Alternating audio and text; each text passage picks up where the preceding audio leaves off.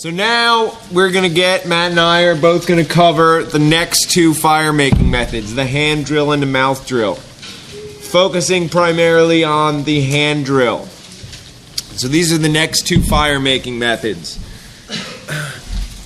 They think that hand drill, from what they can gather from archaeology and all that stuff, they figure that hand drill was our ancestors' first fire making method. The first method that our ancestors came up with where they could create fire on their own without having to find a place in the landscape where it was started naturally or steal it from another group of people that had previously gathered it from a place on the landscape where it had started naturally.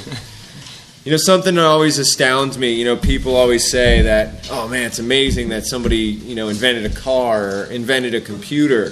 No, it's amazing that somebody somewhere between 100 and 200,000 years ago in our ancestry figured out that you can rub two sticks together in a certain way, create a coal, and then blow that coal into flames. What was your analogy? Oh, I have a theory on that there was some kid, right, and he was like a punk, and he went up to some other kid, and he was like, hey, get over here. Oh, my hand is hot. Ooh, let me try this out with some sticks. That's my theory. Very, very possible. Very, very possible. So anyway, they think it was I hate to say invented, but they figure out that it was somewhere between 100 and 200,000 years ago. Now, one of the cool things about the hand drill you'll notice is there's a lot less parts than the bow drill, right? We got a fireboard, which we'll talk about here in a second, and we have some sort of stalk, which acts as the spindle. It still works on the concept of fire by friction, but we have less parts. So less parts means less time to construct. Less parts means a smaller package to carry around with you.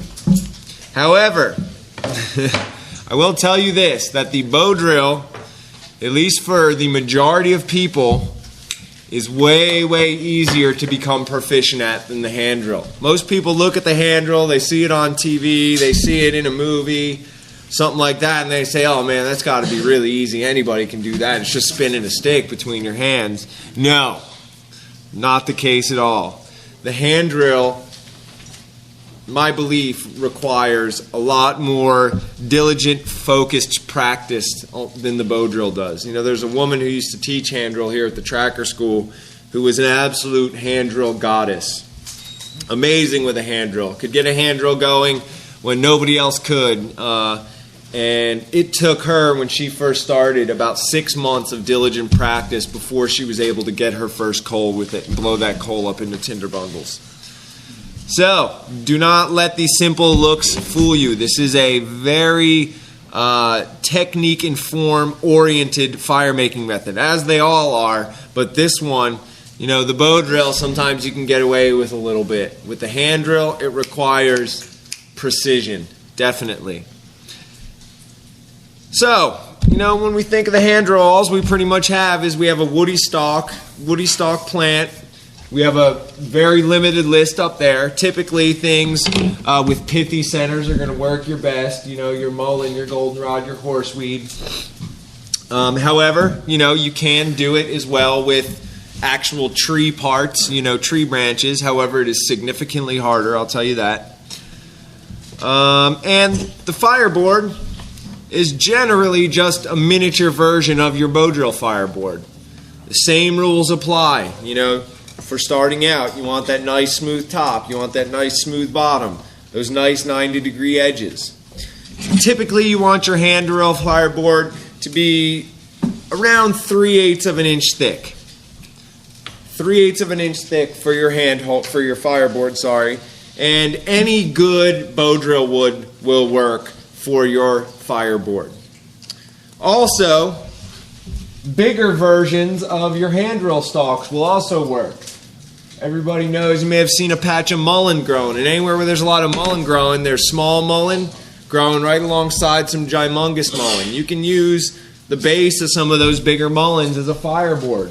One of the easiest combinations hand drills you can do is yucca on yucca. It's almost cheating. So you can use bigger versions of your materials you're using for your actual hand drill stock. But typically any other good bow drill wood will work. Like I said, our stalks are generally going to be these pithy center plants, annual plants that typically start growing up in the spring. They grow through the winter, or through the summer, and then they start to die off in the fall after they go to seed. And you harvest these plants the same way I talked about with the woody stalk plants for cordage.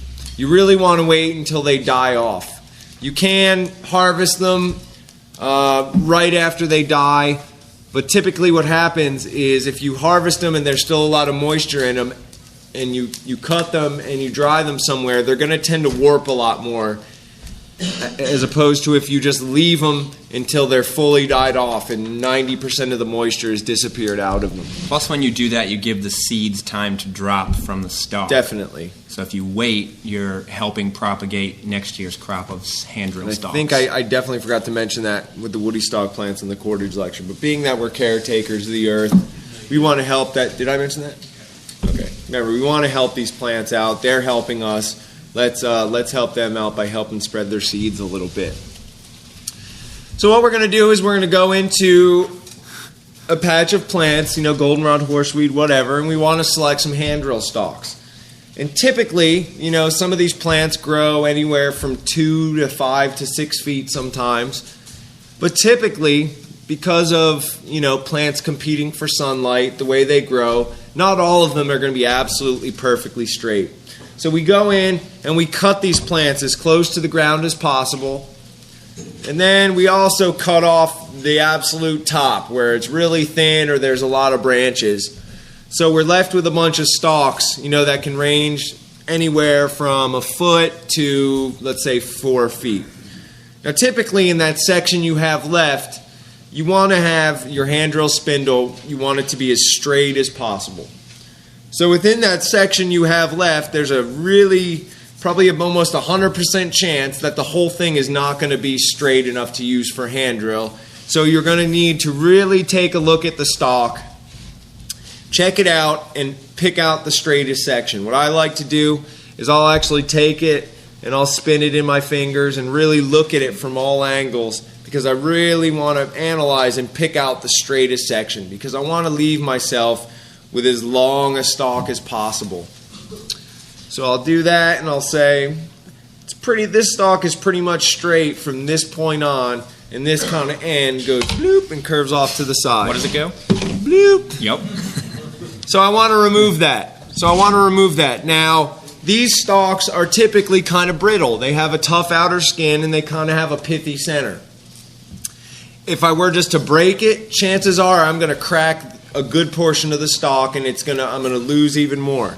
So what I want to do is I'll take my knife in a flat surface and I'll find that crooked section that I want to get rid of, and I'll lay it on a table, a stump, a rock if you're careful because you don't want to dull your knife, a flat surface, and I'll place my knife blade on it, and I will just roll the stalk with my knife blade and sort of perforate it.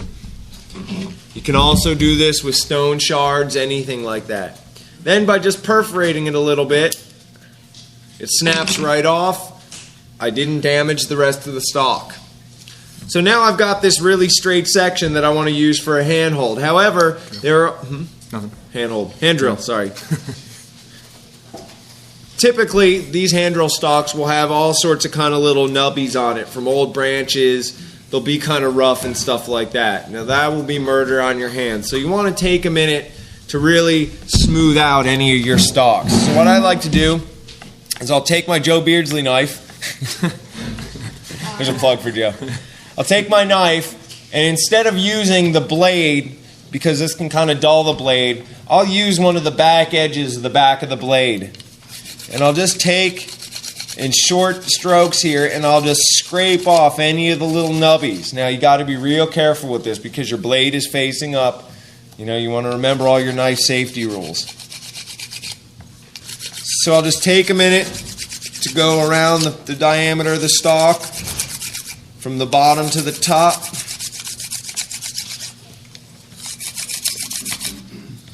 At this point, you probably usually got to flip it around.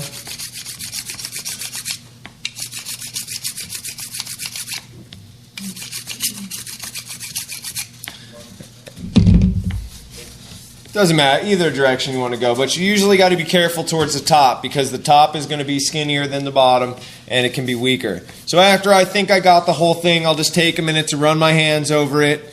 If there's a few more spots that are kind of rough, I'll just, focus on those individually.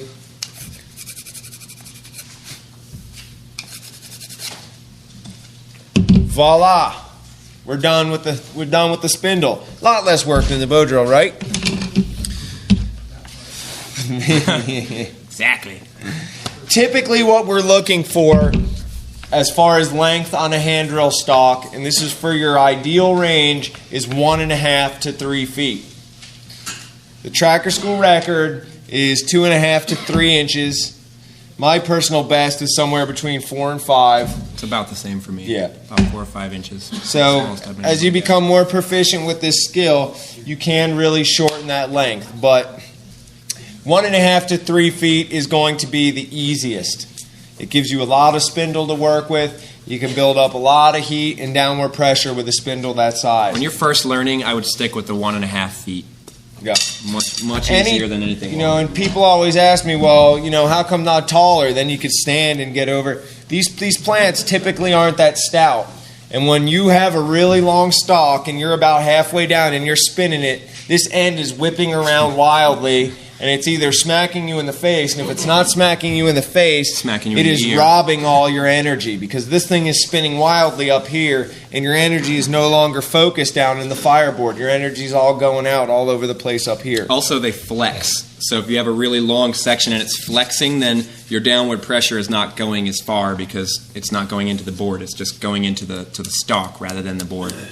So ideally, 1.5 to 3 feet. I like, right around 16 inches. Is my preferred length for a hand drill stalks. So like I said, you cut it to length and you scrape it.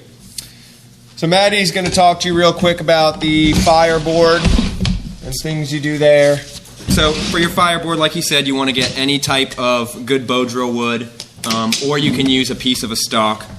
And you're just going to take your piece of wood and split it down so that it's about, like you said, 3/8 of an inch. I prefer about I'm about close to that. A little less than that. Just a hair. I actually prefer just a shade under a 1/2 inch thick, but it depends on what the fireboard is made out of. You'll find that even though these have a pithy center and they seem pretty soft, gotcha. The wood part of it is actually really hard a lot of times. So if you have a super soft, roddy piece of wood for your fireboard, it's just going to burn right through. So it doesn't have to be even as wide as this one is. You just need it wide enough to accommodate the stalk plus a little bit extra on each side. So you're going to get your stalk and you're going to get your piece of wood and you're going to shave your piece of wood down after it's down to that 1/2 inch or 3/8 of an inch that you want it thickness. And then you want your stalk, when you're spinning this, just like your bow drill is about a 1/4 of an inch away from the edge or so, your hand drill needs to be inside from the edge, about 1/8 of an inch, give or take a little bit. So it's definitely closer to the edge than your hand drill or than your bow drill, but not super far in or not super close to the edge. And I'll just mash the stalk onto the fireboard so that I'm left with a little ring. You guys see that ring? Can you see that? That little divot that I made? Now I have a guide for carving into it. Shoot, I left my knife up there. So that one's that's beefcake. Beefcake. So I've got my little guide now to show me where to carve, because just like with the bow drill, you need to carve this in enough to where it's held in when you're pressing down on it. Now, I've done this plenty of times without actually carving into this thing, but it's just much harder and you've got to be a lot more careful with it when you first start, because unlike the bow drill, you're not carving this thing to a point. This is flat. So it's going to be much more, it's going to wobble around in the socket much easier. Does that make sense? So since it's flat, you most of the time you're going to want to carve in. So I've got my little ring that I made, with my stalk, and I'll just go around the outside and perforate it. Just barely stab into that thing with the very tip of the knife. Go around the Notice whole how I thing. said stab into the fireboard, not your finger or hand. It's true. I didn't Be say very that. careful when doing this. Yep. Don't stab yourself. So you just perforate around the whole thing, and then I'll stick the tip of the knife in and just pop out a chunk of wood. So now I'm left with a little divot that should just hold this thing in there. Sometimes you need to make it a little bigger. If you're not as good with the knife, you don't have to carve a circle around it or perforate a circle around it. What you can do is, you can draw it up. Another thing you can do is instead of going around in a circle, you can just sort of crease a square with your knife blade around the edges of that little circle indentation the stalk made. Once you have that square that you just perforate with your knife blade, then you can also just pop that off as well, and that will do just fine. So at this point, you're ready to start spinning. Not going to make a fire just yet, although you'll notice if you ever see any video of tribes in Africa especially, they don't even bother with a notch. When it's super dry out, you don't have to have a notch, but definitely start with a notch. But most of the time when I've seen video of this by actual tribal living people, most of the time they don't have a notch, but that's because most of the time they're doing it in places where it's so freaking dry that you don't need much to get a fire going. You had your hand up? Yes. Can Yeah. you show the board once? So now this is what it'll We're look gonna like leave it out after here on the you've table cut for after you you've guys to look at after as you've well. cut a hole into it. And so you want to talk about form first? Well, no, let me finish this. Yeah. So real quick, before we get into the form and the notch and all that, let's talk about benefits and limitations of the hand drill. The first benefit, that this right here is much easier to construct and carry than the bow drill. We like to teach a minimalist approach to survival here. It's much easier to carry. Not only that, but think about the bow drill. You have a bow, you have a handhold, a spindle, a fireboard, and a string. All parts that have to come together and be made well in order to be effective. But one thing about the bow drill is, like I said, if you have the technique and the form and you have some skill with it, you can get it to work 100% of the time in 100% of the conditions. A hand drill is not as forgiving. Not as Not forgiving. nearly as so it's forgiving. easy to construct and carry, but some limitations. It needs to be relatively dry. And I don't just mean rain dry, I mean humidity. In the summer in New Jersey, when it's 90 degrees and 90% humidity, you will bloody your hands trying to get a hand drill going. At times.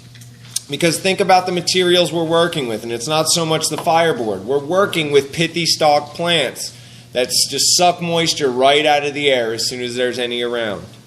So it becomes significantly more difficult the damper it gets.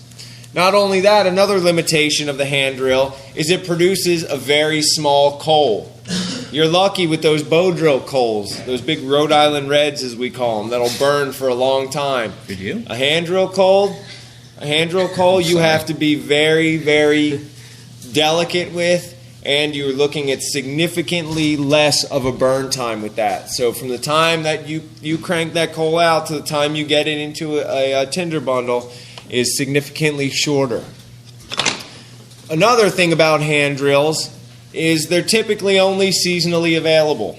Like I said, you can get hand drill with actual tree parts, but it's significantly more difficult. And these woody stalk plants are really only seasonally available, meaning the fall and into the winter. And sometimes you can be lucky and in the spring still gather some ones, but usually about this time of year they're just way too rotted to use as hand drills.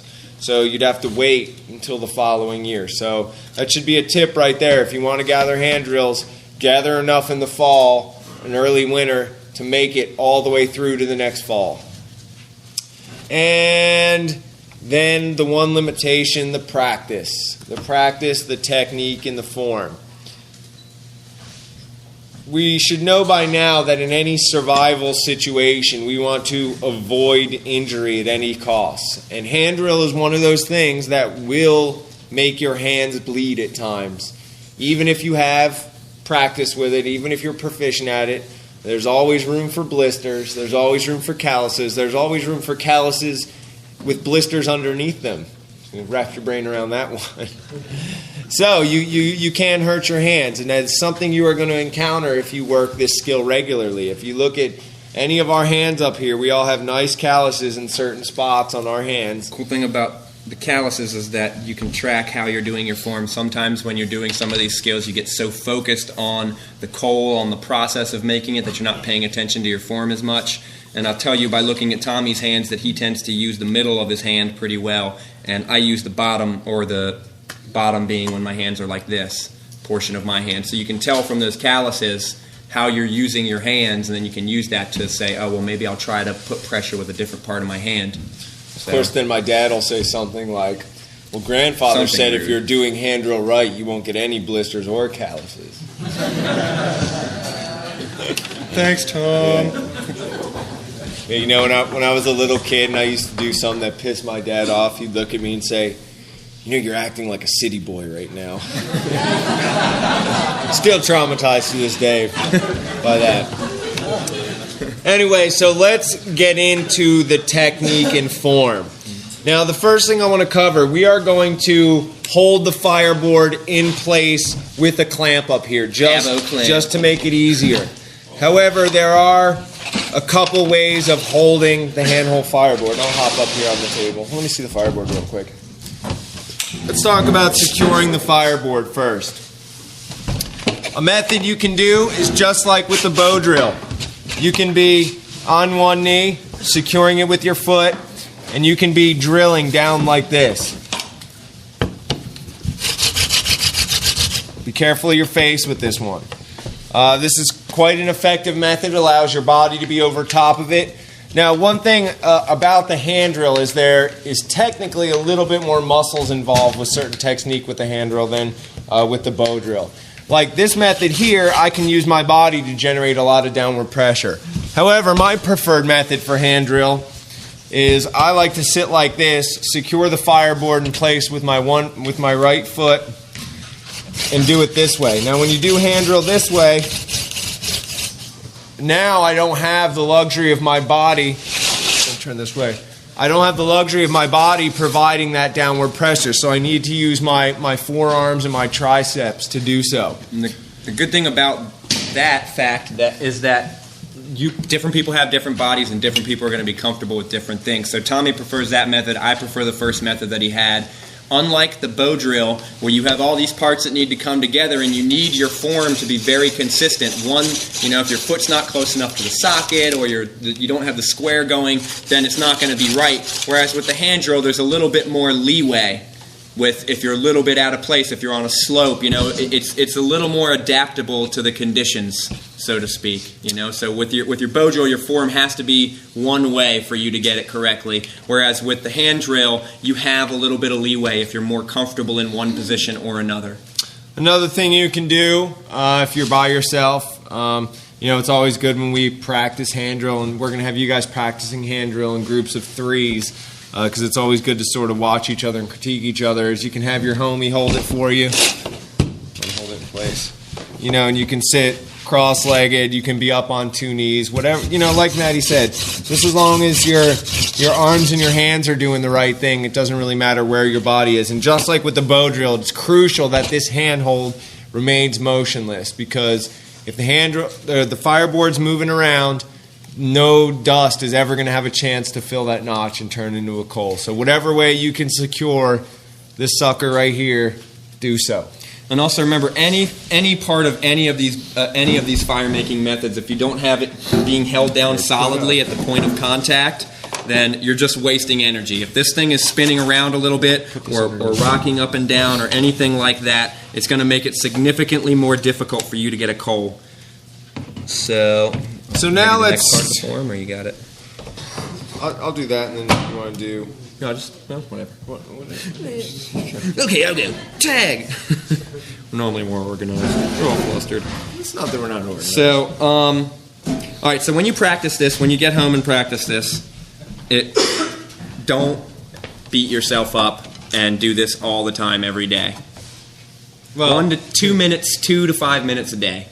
2 to 5 minutes a day. And when you're starting off, don't even worry about getting a coal at all. I have a friend, and she left her standard class, and she was like, I want to work on hand drill. All she did for about a month is whatever she was doing, when her husband got home and she was watching TV or what have you, she would just sit there with the stalk, just holding it between her knees, not even trying to get a coal, just sitting there like this all the time, looking at the stalk, making sure it was staying really straight, and just spinning it in her hands until she got her hands moving really evenly and really cleanly. And then when she finally went to actually get a coal, first time she got one, very easily. So it doesn't have to be, this thing where you suffer for months and months. You gotta be focused on the right thing.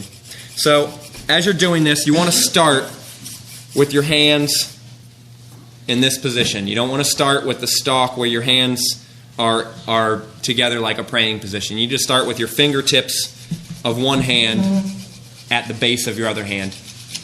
And you want to be constantly moving both your hands the same distance. A lot of times people, whichever hand is their dominant hand, will be moving more than the other hand. And when I do that, see what happens to the stalk? See how it's moving around? I can't even keep it in the socket. You see how it's just dancing all over the place? It's because I'm barely moving my left hand. Now, one thing that Tommy likes to tell people that I think is a really good way to check that you're doing this right is if you watch your hands, it can be kind of hard to tell. It's like if you're sitting in a train and another train is moving, you think you're moving. It's kind of a similar thing. If you have one hand that's moving back and forth, it's hard to tell how little the other hand might be moving. So instead of watching your hands, you can watch your arms and see that your arms, as you can look at your elbows a little easier and make sure they're both moving. Also, as you're doing this, you need to be putting downward pressure. So I'm not only pushing inwards with my hands as I'm doing this, I'm pushing downwards down the stalk to get that downward pressure.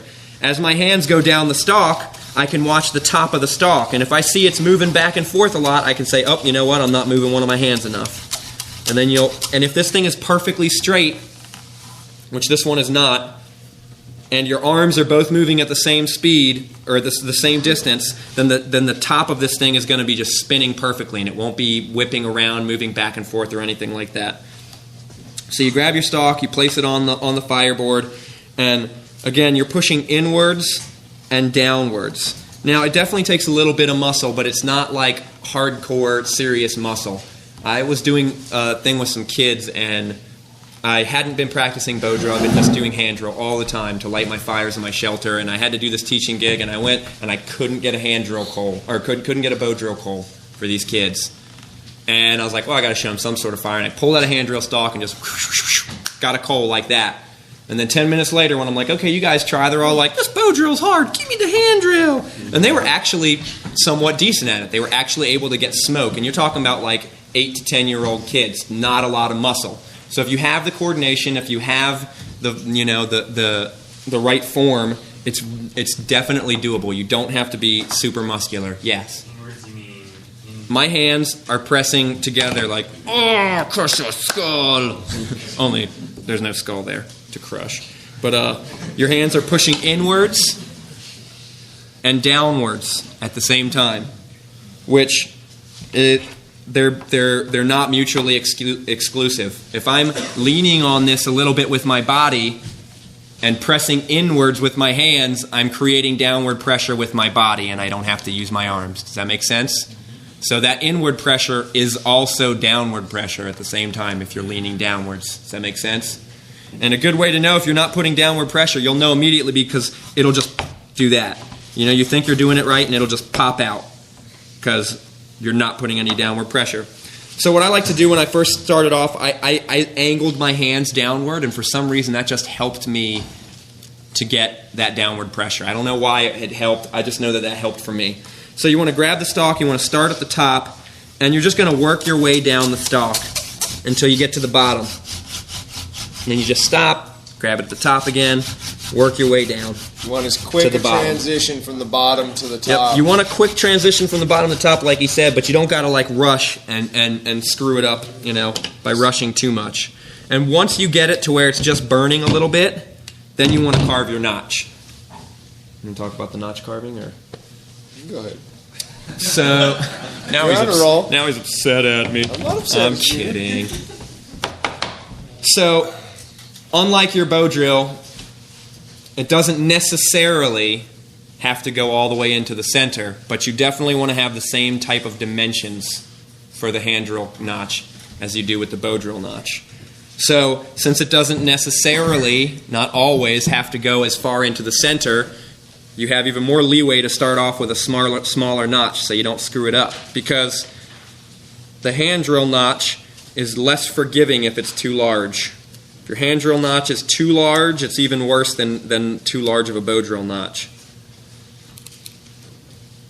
So, let me get this thing carved in here. Reason being with that is when you're working with the bow drill and you're spinning the spindle back and forth, there's really maybe a millionth of a second lag time in between the frontwards and the backwards of pushing the bow. Whereas the hand drill, there's all that time it takes you to go from the bottom of the stalk, bring your hands back up to the top, and start it spinning. And you would be amazed at how many, probably hundreds of degrees, are lost in just that little, just that second that it takes you to transition. So if your notch is too wide, it's going to cool down even quicker. Also, take notice when you're doing this, or if you're ever looking at somebody who's done this before, can get some coals. Take the time to look at this thing and see where it's most blackened. And you'll see why I say that you don't always need it to go as far towards the center. So, another thing to remember when you're doing this is that all of the energy needs to be focused down here. Just the same with the bow drill. If you're spinning your bow drill and your back is tense and your neck is all tensed up, you're wasting energy. You want your focus to be right here, right down here. Now, I could say that's mental focus, because how can my focus be all here when I have to worry about what the rest of my body is doing? Once you get comfortable spinning this thing with both hands evenly, just forget about what the rest of your body is doing and just focus all of your intent right down there where the spindle meets the fireboard, because that is where the fire is hopefully going to form. Now, you'll notice a lot of times that this produces a coal, once your form gets good, much quicker than bow drill does. But again, it's a much smaller coal. And when you do have it work that quickly for you, you're going to need some tinder or some coal extender to make sure that it's large enough to cause a fire with. What, a tinder bundle? I've done it with newspaper. No tinder bundle. Got to eat it. No.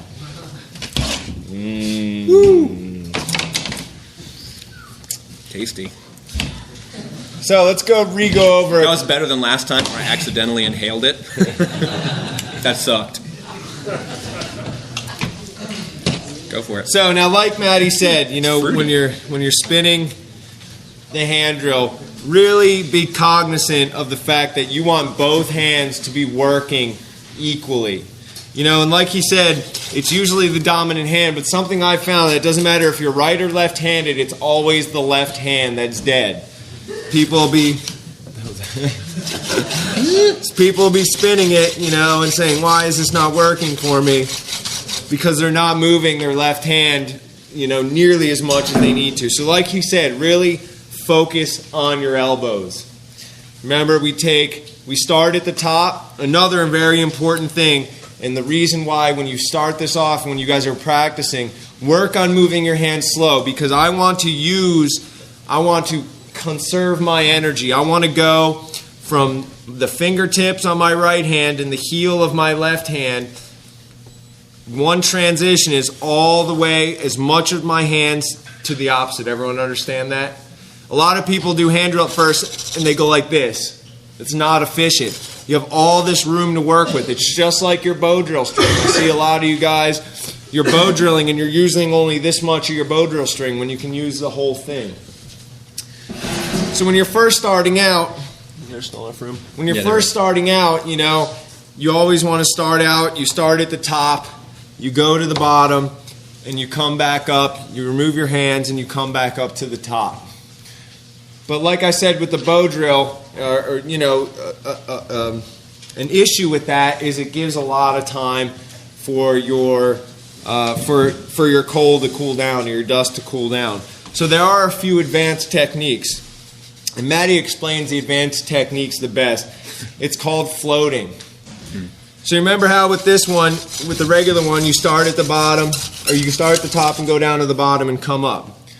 Well, what if I could still maintain my downward pressure, but tweak my hands a little bit and not have to move down the stalk at all? You want to explain, Maddie? What you want to picture in your mind, when you were a kid, if you ever did that little itsy bitsy spider thing where you're kind of going like this, you guys know what I'm talking about? That's the same idea of what you're doing as you're doing this floating technique, which you can see that he's doing to climb back towards the top. So you're basically moving your hands in an arch. You're leaning on it, and your arms are putting downward pressure, but your hands all they're doing is simply making this arc, and you're literally climbing back up the stalk as you're putting pressure downwards on it. Another really important thing to remember that I almost forgot: eat it. Another really thing that's important that is especially important when you're doing this floating is as you're spinning. He's got the water to drink. It was delicious. That's because my coal was so much bigger than his.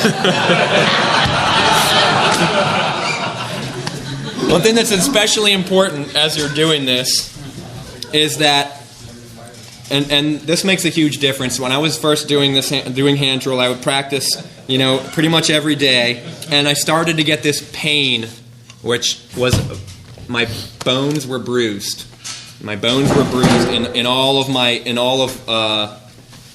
the joints in my fingers and on my hand, and it's really painful. Normally, I'll get a blister, and it's not that bad. And if I have to get a coal, after the first couple turns, it doesn't hurt anymore. Of course, afterwards, I have a worse blister, but I can kind of forget about the pain. This was literally like that much, and it's shooting, excruciating pain, like bad pain. And I put it down for like a week, and I went back to it, shooting pain. So I put it down for another 2 weeks, and shooting pain, and I put it down for another month. And then it finally went away. So it took 2 months for that to go away. And I believe what that's mainly from is, if you're using a really thick stalk, it tends to beat your hands up a little bit more. Now, when I first started doing this, I was much better with a thick stalk than with a thin stalk. And we did forget to mention, which is very important, you want your stalk to be, ideal is just a hair thicker than a pencil. Ideally, for most people. But it can be anywhere from smaller than like, I would say not much bigger than your pinky, not much thicker around than your pinky, and all the way down to, I guess, maybe half of a pencil would be a little bit slim, so really a pencil thick is kind of ideal. As you work with the skill, try all different thicknesses, because when you're out in the bush, you're in a survival situation, you don't always know what you're going to come across. So it's good to become proficient. But ideally, the size is a pencil thicker or just a little bit bigger than that. Yeah. Pencil thick is pretty good. So that's one way that you'll get that bone pain. And the other thing, and this is really important for your form, aside from hurting yourself, is that as you're gripping this, just like I was saying with the bow drill, like your whole body doesn't need to be tensed. What happens a lot of times is people tense their fingers. You see how my fingers are like arced out right there? It's because I'm tensing my fingers, and people almost always do that. And I find myself doing it sometimes as well. My hands are completely relaxed as I'm doing this. I'm pushing inwards, but my hands themselves, none of my fingers, and none of these muscles are tensed. It's really all in my shoulders and back and chest. There's not much. My hands are completely relaxed. I mean, you can see how they're kind of just like, if I slow down, they're just relaxed. I'm not tensing my hands at all. And that's really helpful. And, along the lines of the floating, there's also what we call the creator fire, where your hands are constantly moving up the stalk in prayer to the Creator. Worn in deep there. So I don't know if this is going to work or not. But instead of your hands moving down the stalk each time, you can get good enough with this that your hands are moving up the stalk the whole time. And you'll find a lot of times that it's a little bit harder to get good speed when you're floating. So I don't know if this is going to work. The Creator does not want me to do this in front of people. maybe not. That's too far in. Another big problem that happens with hand drill is that when the spindle or the stalk gets really far into the fireboard, you get a lot of what we call side friction, which means that the friction is all around the sides as well as on the base. And you want all that friction concentrated on the very base of this thing. So if it starts to get really deep into the fireboard and it feels like it's harder to spin, you want to stop and take your knife and carve that socket a little bit wider. Because if you have a lot of side friction, you're not going to get a coal. You really need all that heat concentrated on the base of this thing. That make sense? Another thing you can do, when you're practicing with friends, and like I said, you guys are going to be in groups of 3 because we have a limited amount of hand drills. Is you can actually you can tag team it, and we'll show you here in a second as soon as he digs this out. And I was not prepared. Went out one night to this concert, and I'm always like just bringing my stuff with me. And I went and I grabbed my fireboard and my stalk, and I didn't have anything else, and I just used a set of keys, and it worked really good. And I went in, and after the show, I was like, "Hey, check this out!" Busted out a hand drill. The guy was like, "That was amazing! How did you do that? Where can I get one of those?" I was like, "Here you go. This is yours." Like, "Oh, I'll pay you." I was like, "You don't need to pay me for this." He was like, No, let me give you something." I'm like, No, it's on me. I'll make another one. It's like, "I can't even give you $1." And I was like, "No, it's all good. I'll see you in the islands." He's from St. Croix. I barely missed him. He came the day after I left. I was bummed. But this is a really conveniently sized piece of primitive skills right here. You can take this a lot of places. And the other thing I really, really, really love about hand drill is that it's a very intimate skill as far as your relationship with it. As you start to work on this a little bit more, there's so many parts with bow drill that sometimes it's kind of hard to sort of listen to what's going on. And your hands are right on the stalk, and there's just something about it where you can really feel what's going on. And as you start to develop a relationship with this, I remember being at a class where we were all gathered around, and I'd started the fire the first night, and then the next night we're supposed to start the fire. And there's a bunch of people who were in that class who had been working skills for a long time, and they just weren't getting it. And it was one of those times in my life where everything was working, like everything. And I could feel it. They would grab it, they would start to spin, and I was just like, they're not going to get it. And I couldn't tell them, you need more speed, you need more pressure, you need more this, you need more that. I just knew. I just knew from looking at it, from feeling it, from hearing it, all that. I just knew they weren't going to get it. And it's a really good skill for learning to just listen to what's going on.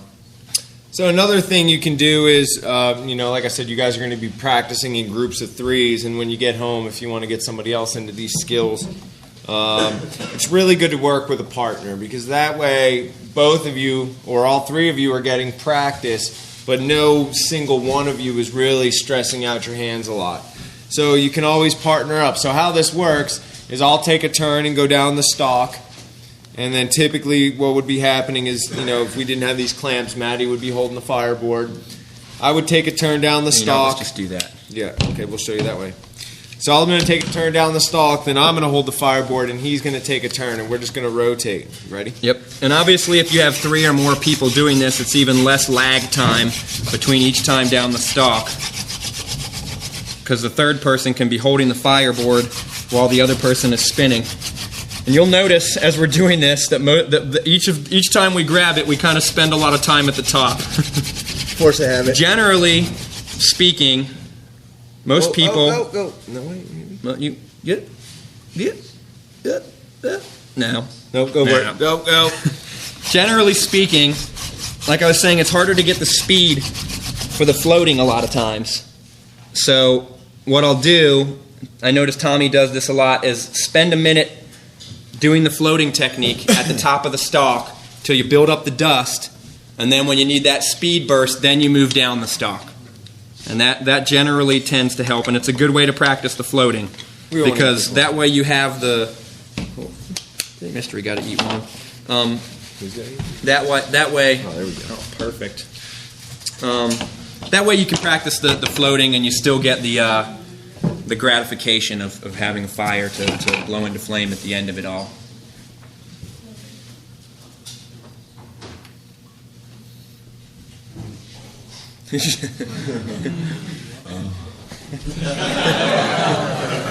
Okay, go ahead. Don't tell Ranger Mike. Don't tell who what. What? I said don't tell who what. Here's your tinderbox. Should I do it? Should I go for the masochist? Yeah. Now, wait, real quick. Let me talk about. So there are a lot of times, I've spent a little bit of time in deserts. And what I find is in deserts, it's really hard a lot of times to find good lengths of hand drill stalks. A lot of the plants that you would use sometimes grow pretty crooked, and you only have little tiny sections to work with. So you can use something that's called the plug method. The plug method is whereas the actual shaft is of a different material. Let's say it's a willow shoot or a piece of river cane like I'll talk about, or a piece of oak or something.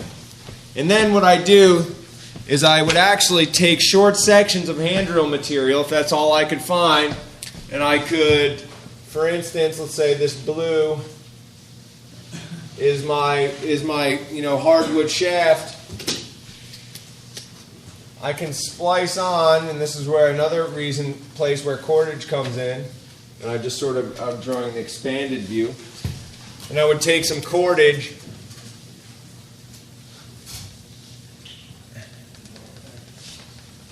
and I would lash a little section towards the bottom, and then once that wears out, I can replace it. Another one of my favorites, if you live in an area where you have bamboo or river cane or something like that, we all know that bamboo and river cane has hollow segments. What you can do is you can find little sections of hand drill material that'll fit inside that little hollow segment, like so. Stick it up inside there, and then when that wears down, you pull it out and you change it. Some other techniques for splicing. Now this whole splicing thing, I will tell you this is an art form in itself, because a lot of times, like I said, you're working with pithy centered plants, and it's completely possible to do this. Just takes a little bit of practice with that. Takes some practice. And a big part of that practice is really being thankful and understanding and developing relationships, like Maddie said, with these plants and trees. Because when we're respectful and we're thankful, amazing, amazing miracles can happen. I kid you not. So that's a sort of a plug method. If you can only find, the only sort of hand drill material you can find are short little stalks and things like that. So this next technique is called the mouth drill. I like to call it the masochist drill. The good thing about this is that it's going to increase your ability to get a coal the first time, because you don't have to worry about getting the downward pressure. Spinning the hands is the easy part for most people. It's the downward pressure that's difficult for people. So all you do is you get yourself a mouthpiece. Any kind of piece of wood that fits into your mouth somewhat comfortably. And you're just going to carve a little socket in the end of it, just like your handhold. So it's a handhold that you stick in your mouth. And you have the same setup, same fireboard, same stalk, and now the downward pressure is applied by me pushing down with my neck and head, like so. Now the reason why I call this the masochist drill is that if your stalk isn't arrow straight, and this one is not arrow straight, then you're going to provide a lot, and that one's even worse. You'll see. It hurts. I'll demonstrate it anyway. Definitely a viable fire-making technique. This method was also used. This is what you can use when I said you can get coals with some of the harder materials that require a lot of downward pressure. Okay, that sucks. Yeah. Typically, but you can see why I call it the masochist drill. If it's not like arrow straight. So you can use a lot of the harder wood stalks.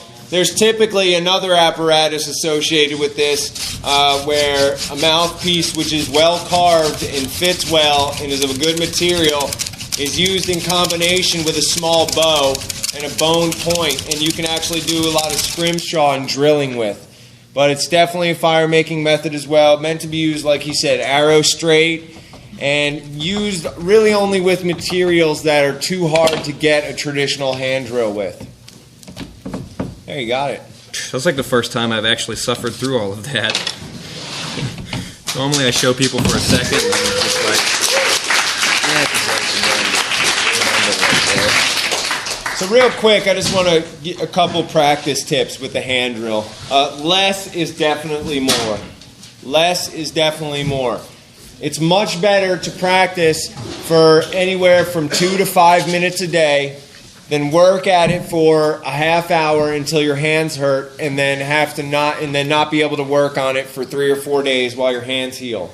Because if you do that, by the time those 3 or 4 days are up, you've pretty much forgotten all the progress you made that first day. So it's much less is more. Work in little increments, really saving your hands. Whoa. Another good method we have for practicing hand drill is you can rig up a 5-pound weight on the floor with a string on it up to a pulley in your ceiling and a rafter.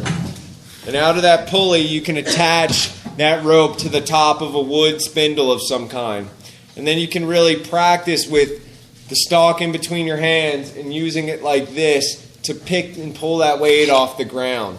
Just like 2 to 5 pounds is enough resistance that makes to sense? Really help build up your hands. Some people are shaking their head. You get a string, you tie it to the end of a stalk, and it goes up over a pulley. There you go. And on the other end of the pulley is a weight, 5 to 10 pound weight. And then you're just practicing getting downward pressure. 2 to 5, and then you can move. Then you can get more weight as you practice. Right there. Yeah. Was it 40 to 50 pounds? Just because there's not any women on full-time staff right now doesn't mean we need to be total idiots. Let's stick to 2 to 5 pounds here. Anyway, so, less is more. Take the time to practice and do, effective practice. Don't burn yourself out with it, just like with the bow drill, because you'll learn a lot more. Also, very important, try all sorts of different combinations of fireboards and stalks. There's a great article in Wilderness Way a couple years ago. This guy, it was like 30 different kinds of woods and 25 different kinds of hand drill stalks, and did this whole scientific study comparing all of them. And it was a really cool article. But, take your time, gather a bunch of different stuff, try a bunch of different stuff out. What kind of stock is that? This right here is horseweed. Both of these. Horseweed grows all over the place out here. Yeah, my personal favorite is goldenrod. Me too. It's my personal favorite. Yeah. I have no idea what either one looks like. That's why there's a wonderful, wonderful woman coming to teach us plants tomorrow and Friday. Yeah. Frank's better half. About mullen is kind of got like a square stalk, right? Now, it looks square, but it's actually not square. It just has leaf material coming off of corners. It's actually round. By the time you smooth it out with your knife and Yeah, stuff, it's that's just pretty leaf parts round. that make it look square. Yeah? When you're using a hand drill, you put the narrow end down. Is that correct? I actually have the narrow end up. Somebody once, that's probably the same guy who said that it was impossible for one person to get the hand drill cold by himself, that it was always done by 2 people. There's a school of thought that if you put the skinny end down, you get more rotations. It's the opposite, though. Yeah. I mean, if I'm spinning at the top and it's it's skinnier diameter, it's going to get more rotations than it would if it was thicker. So if I'm spinning the skinny end, the thicker end is doing more rotations than it would if I want 1 rotation. Does that make sense? Plus, like somebody was just saying, it's more surface area, so it's more friction.